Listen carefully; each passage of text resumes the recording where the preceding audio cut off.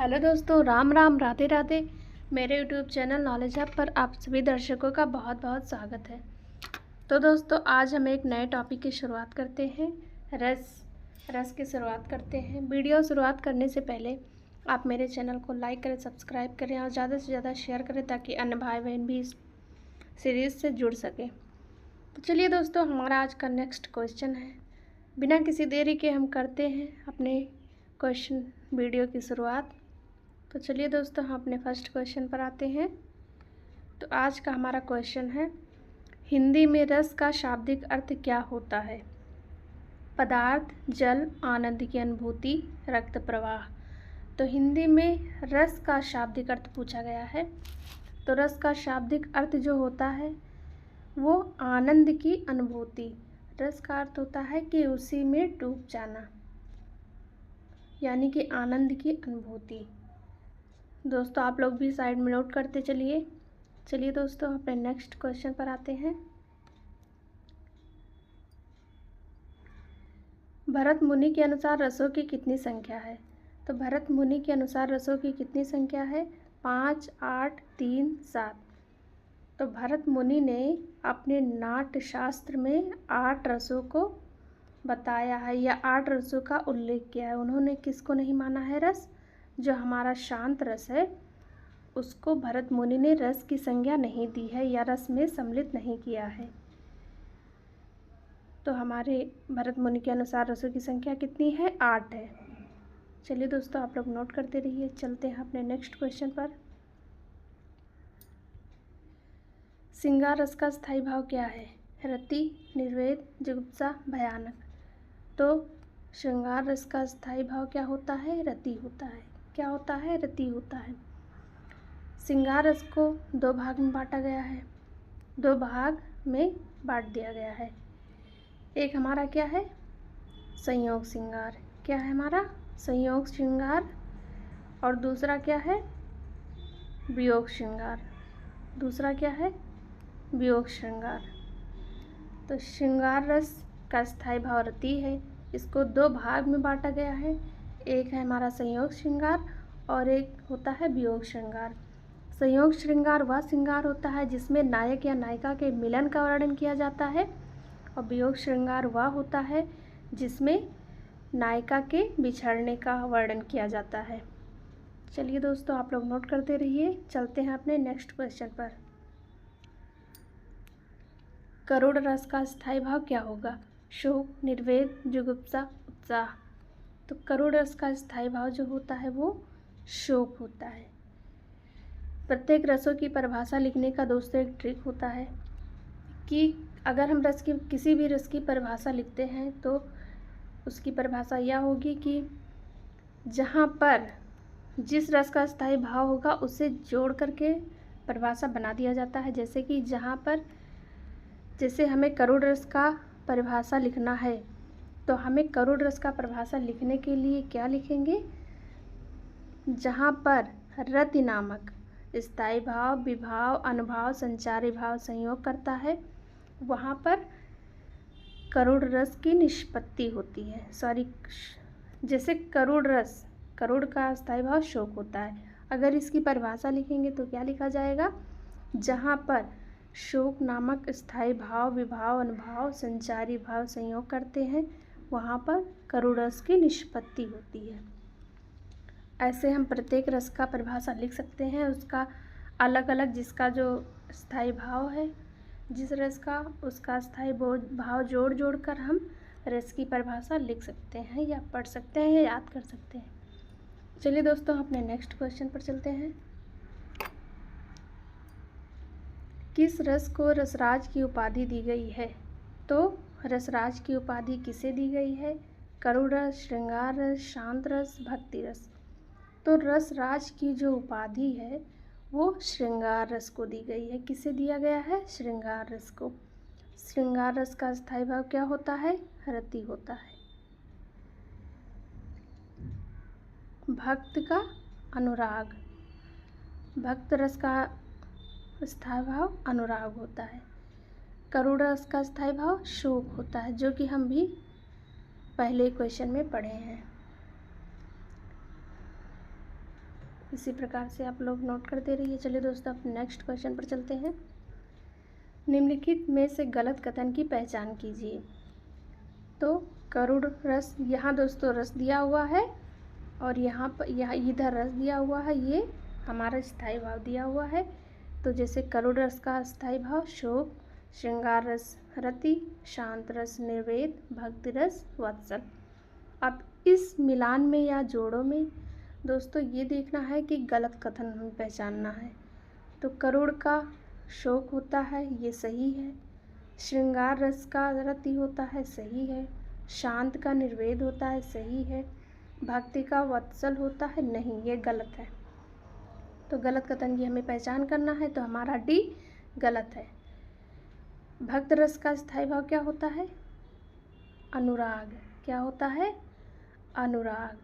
और ये वत्सल, जो वत्सल है, ये किस रस का स्थायी भाव है? वात्सल्य। वात्सल्य, वात्सल्य रस का स्थायी भाव वत्सल है। और भक्त रस का जो स्थायी भाव होता है वो अनुराग होता है। भक्ति रस मतलब जैसे हमें ईश्वर के प्रति जो अनुराग हमारा होता है, जो हमारी श्रद्धा होती है, उसका वर्णन किया जाता है भक्त रस में। वात्सल्य रस क्या होता है? माता और पुत्र। माता, ये वात्सल्य रस की बात कर रहे हैं। माता प्लस पुत्र के प्रेम संबंध का वर्णन होता है, वो वात्सल्य रस होता है। इसका स्थायी भाव वत्सल होता है। इसका स्थायी भाव वत्सल होता है। चलिए दोस्तों, आप लोग नोट करते रहिए। हम चलते हैं अपने नाट्य शास्त्र किसकी प्रसिद्ध रचना है? तो हमारी जो नाट्य शास्त्र है, सूरदास, नगेंद्र, भरतमुनि, पतंजलि। तो हमारी जो नाट्य शास्त्र है ये किसकी प्रसिद्ध रचना है? ये बहुत इम्पॉर्टेंट है क्वेश्चन, ये बहुत इम्पॉर्टेंट क्वेश्चन है दोस्तों। इसको इम्पॉर्टेंट मार्क करिए और ज़रूर से ज़रूर नोट करिए। ये भरतमुनि की है। नाट्य शास्त्र किसकी है? भरतमुनि की है। सूरदास की सबसे प्रसिद्ध रचना कौन है? सूरसागर। क्या है? सूरसागर। ये सबसे प्रसिद्ध, सूरदास जी की सबसे प्रसिद्ध रचना सूरसागर है। नाट्य शास्त्र किसकी प्रसिद्ध रचना है? तो भरतमुनि की है। ये जो नाट्य शास्त्र है इसमें 8 रस को उन्होंने 8 रसों का वर्णन किया है। 8 रसों का वर्णन किया है। 8 रसों का भरतमुनि ने 8 रसों का वर्णन किसमें किया है? नाट्य शास्त्र में। चलिए दोस्तों, रस संप्रदाय के प्रवर्तक किसे माना जाता है? तो जो रस संप्रदाय के प्रवर्तक हैं वो रुचि, कात्यायन, भरतमुनि, पतंजलि। तो रस संप्रदाय के प्रवर्तक भरतमुनि ने अपने नाट्य शास्त्र में रसों को वर्णित किया है, लेकिन परंतु उन्होंने शांत रस को नहीं माना है। इसीलिए रसों की संख्या कितनी उन्होंने बताया है? 8। भरतमुनि ने अपने नाट्य शास्त्र में 8 रसों का वर्णन किया है, जिसमें उन्होंने शांत रस को नहीं सम्मिलित किया है। रस संप्रदाय के प्रवर्तक भरतमुनि हैं। आप लोग नोट कर लीजिए। हे खगमृग, हे मधुकर श्रेणी, तुम देखी सीता मृगनयनी। इसमें कौन सा रस पूछा गया है कि इसमें कौन सा रस है? तो हे मधुकर श्रेणी, तुम देखी सीता मृगनयनी। तो ये कब का सीन है? आप लोग रामायण में ये किस समय का ये सीन है? आप लोग मुझे कमेंट बॉक्स में ज़रूर बताइएगा। तो हे खग मृग, हे मधुकर श्रेणी, तुम देखी सीता मृगनयनी, श्री रामचंद्र जी कब कहते हैं? इस घटना के बारे में किस जगह की ये घटना है? आप लोग मेरे कमेंट बॉक्स में ज़रूर बताइएगा। करुण रस, श्रृंगार रस, वीर रस, शांत रस। तो ये क्या है? करुण रस है। सॉरी, करुण रस नहीं है दोस्तों, ये श्रृंगार रस है हमारा। क्या है? श्रृंगार रस। ये हमारा है श्रृंगार रस। आप कहोगे कि इसमें तो शोक की बात की गई है, फिर ये करुण रस क्यों नहीं हुआ? लेकिन यहाँ पर क्या? हे खगमृग, हे मधुकर श्रेणी, सीता, जब सीता के खो जाने के बाद श्री राम जी उन पक्षियों से और उस जंगल में रहने वाले सभी जानवरों से, मृग से यानी हिरन से सबसे पूछते हैं, क्या मेरे सुंदर मृगनयनी मतलब बड़ी बड़ी आँखों वाली, एक सुंदर आँखों वाली, ऐसा वो मतलब उपनाम सीता जी का देते हैं। तो उन्होंने उन्होंने इस उपनाम देते हैं, मतलब वो एक तुलना करके बताते हैं कि वो इतनी सुंदरता का बखान करते हुए या वर्णन करते हुए वो बताते हैं, पूछते हैं उस जंगल में रहने वाले सभी भंवरों से और पक्षियों से, पशु पक्षियों से, क्या तुमने मेरी सीता को देखा है? तो ये कौन सा रस हो जाएगा? करुण रस, श्रृंगार रस, वीर रस, शांत रस। तो ये हमारा हो जाएगा श्रृंगार रस। श्रृंगार रस कैसे हो जाएगा? हमने आपको बताया है कि श्रृंगार रस के 2 भाग हैं, एक है वियोग, दूसरा है संयोग। तो यहाँ पे किस श्रृंगार की बात की गई है? तो वियोग की गई है। क्यों? क्योंकि यहाँ पे वियोग इसलिए किया गया है क्योंकि यहाँ राम और सीता के बिछड़ने का, यानी कि नायक और नायिका के बिछड़ने का वर्णन किया गया है, इसीलिए यहाँ पे वियोग श्रृंगार होगा।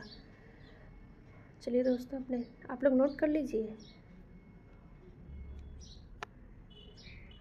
संचारी भावों की कुल संख्या कितनी है? तो संचारी भाव का अर्थ होता है जब नायिका या नायक के हृदय में जो भाव उत्पन्न होते हैं, जो भाव संचरित होते हैं, एक दूसरे के प्रति जो भाव संचरित होते हैं, वो संचारी भाव होते हैं। तो संचारी भाव की कुल संख्या कितनी है? 24, 33, 12, 8। तो संचारी भावों की संख्या 33 है। ये बहुत इंपॉर्टेंट है दोस्तों, ये बहुत सारे एग्जाम में पूछे जाते हैं, कंपटीशन एग्जाम में, तो आप लोग इसको ज़रूर नोट करिए। तो संचारी भावों की संख्या 33 है।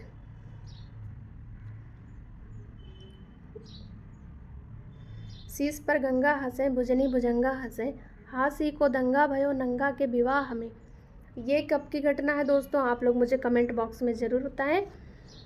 तो ये बहुत इम्पॉर्टेंट है, ऐसे एग्जाम्पल रसों के दे दिए जाते हैं और उनका नाम पूछ लिया जाता है कि किस प्रकार का रस है। तो दोस्तों, शीश पर गंगा हंसे, भुजनी भुजंगा हंसे, हासी के दंगा भयो नंगा के विवाह में। तो ये कौन सा रस है? वीर रस है, श्रृंगार है, हास्य है, शांत है। अब यहाँ पे आप लोग दिमाग लगाइए कि कौन सा रस है, वैसे हम बता रहे हैं। तो यहाँ पे हास्य रस है। क्यों? क्योंकि जब शंकर जी जब गौरा से विवाह के लिए जाते हैं तो ऐसा वो वेशभूषा बना करके जाते हैं कि लोग उनके ऐसी वेशभूषा को देख करके लोग वहाँ पे हंसने लगते हैं और हंसकर भागने लगते हैं। तो ये शंकर और गौरी माता के विवाह के समय की ये बात है, और आप लोग भी कमेंट में इसे ज़रूर टाइप करके बताइएगा दोस्तों। तो यहाँ पे हास्य रस होगा, उनकी वेशभूषा को देख करके लोग हंस रहे हैं। चलिए दोस्तों, हमारा आज टॉप 10 सीरीज कंप्लीट होता है और हम यहीं पे आप लोगों से लेते हैं विदा। उससे पहले आप मेरे चैनल को एक छोटा सा लाइक, सब्सक्राइब और ज़्यादा से ज़्यादा शेयर कर दीजिए। दोस्तों, हम आपसे क्या मांगते हैं? केवल एक लाइक और सब्सक्राइब ही तो मांगते हैं। हम आपके लिए इतना मेहनत करते हैं, कंटेंट बनाते हैं, इतना टाइम हम देते हैं, अपना अनमोल समय, और आप लोग भी अनमोल समय दे करके हमारी वीडियो को देखते हैं।